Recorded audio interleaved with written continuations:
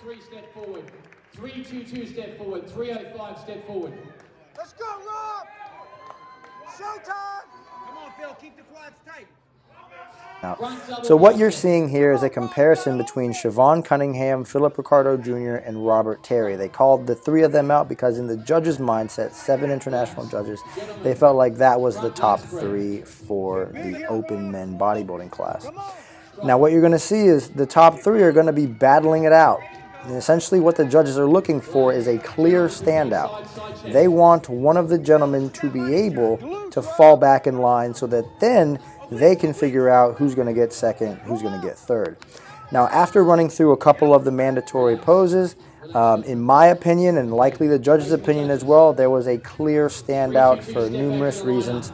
And that clear standout, as you just saw right there, that's Philip Ricardo Jr. going back into the lineup. Now they're going to ask Shevon Cunningham and Rob Terry stand side by side, and they're going to run them through their mandatory poses to essentially figure out who is going to take second, who's going to take third. Now, there's a couple things that I want to talk about here because within comparing these two types of bodies, they are completely different. Now, historically in natural bodybuilding, typically world champions and pro champions are anywhere between 5'5" and 5'9" and 165 to 190 pounds. Okay, you have your rare genetic anomaly who can be 200 pounds at 5'9" or whatever, but that's for another conversation. So you're comparing a 5'7", 5'8", 180 pound Shevon to a 6'4", 230 pound Rob Terry. Okay. Now I think that there should be separations in weight classes in this specific competition. I think they should have a heavyweight, a middleweight, and a lightweight, and essentially have an overall, and they battle it out.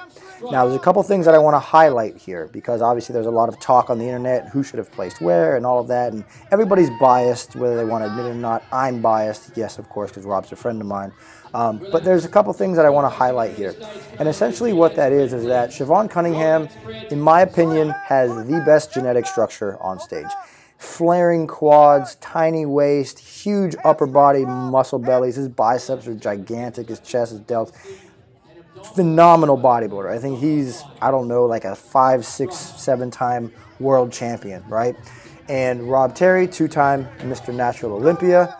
You know, he, in my opinion, Rob showed up in better condition. What is his structure as pleasing to look at as Shevon's? No. He's 6'4". I don't expect it to be. He's a big guy. They're not even shaped the same. It's like comparing apples to oranges. It's impossible, right? So what they're essentially looking at there, you know, from a judge's perspective, they're looking at that front pose symmetry. And in that front pose symmetry, Shevon beats Rob, okay? It's clear. In that front pose, and people spend a lot of time in that front pose, in that front pose, Shevon beats Rob. That's why I kept telling Rob to reset, because the less time he could spend in his front relaxed and the more time he could spend flexing and moving and resetting, I knew that it put him in a better opportunity to be able to win or do better in that front position, which is his worst shot, right? So as they're going through their poses and they're flowing, things like that, Rob is essentially owning a lot of his poses. And he did a very good job at that, highlighting his strengths, highlighting his conditioning, going above and beyond, moving, transitioning, and things like that. And in my opinion, the conditioning alongside all of those other things are what I feel like allowed him to take the second place finish behind Philip Ricardo and Shevon Cunningham to be able to, you know, place third behind Rob Terry. Now again, massive respect for Shevon, massive respect to Shevon's coach, my friend Chris Barakat. And again, we can all be biased, but you know what? At the end of the day, there's 7 international judges, and it's their responsibility to dictate who they feel should win. But again, if you just look at this, it's like Rob is, you know, he's on an island all by himself. He is that guy who's like, he shouldn't be with these other guys who are 5'8", 5'9", right? It's like me competing against Rob. Like, I would expect him to be in a different class than me. You know, him to be competing against Christopher Okatek, who's also 6'4", you know, and they're monsters. So that's just a little bit of my feedback in regards to what I saw at the Natural Olympia.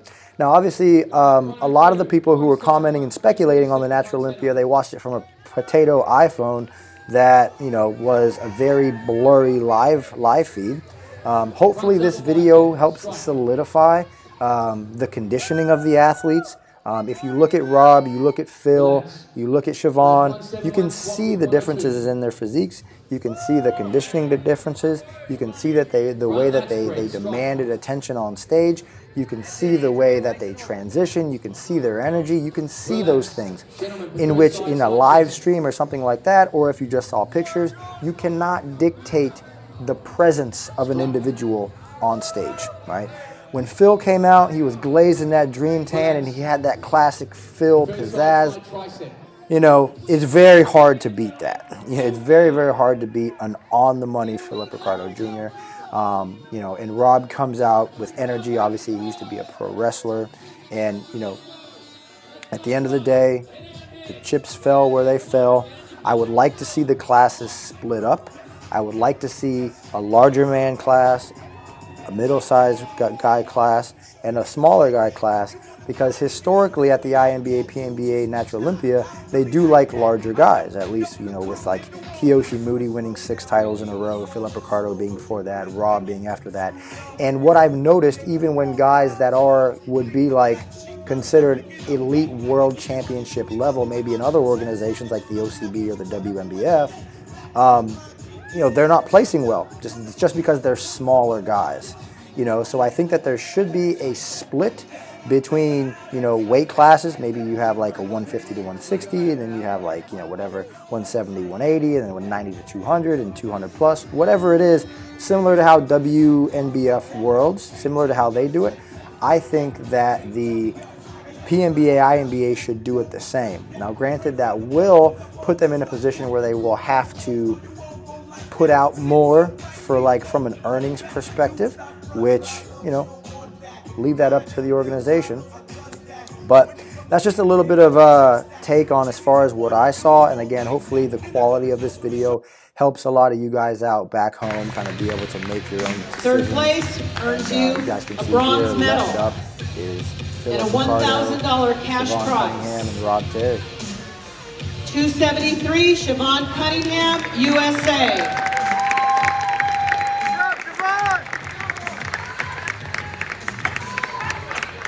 Lots of love up here, folks. Respect. Second place and a silver medal. $2,000 cash prize. 305, Robert Terry, USA.